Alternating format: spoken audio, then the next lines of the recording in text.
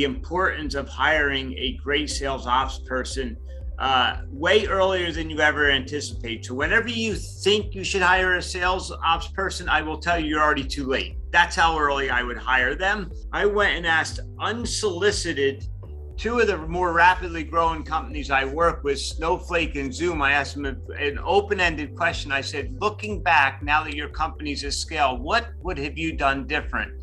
And both of the sales and CROs of those companies now that are, multiple billions in revenue said, I should have hired and leaned into sales ops way sooner than I had done in the past.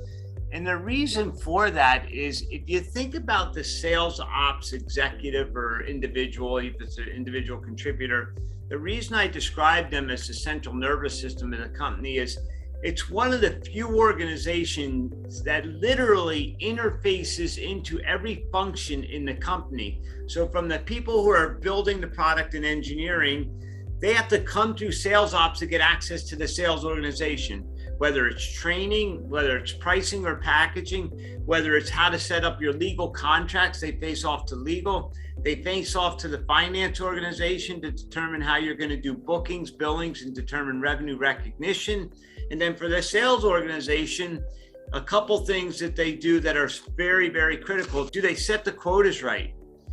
Do they have the right go-to-market strategy? Have they segmented the organization into, major accounts, enterprise account, mid-market, SMB, online, velocity sales? Have they got the right coverage model? And then last but not least, especially when you're going to start to really put fuel on the fire to build your go-to-market motion, the thing that typically sits in the sales ops organization is what I describe as training and enablement. And when people really start to ramp their sales organization and people aren't hitting their numbers, they're missing their quota, you start to have turnover in the organization, a significant portion of the time what happens is people don't have the right enablement or training framework in place to get your reps ramped in the most productive and quickest way. And that's why I think you can never hire them too early.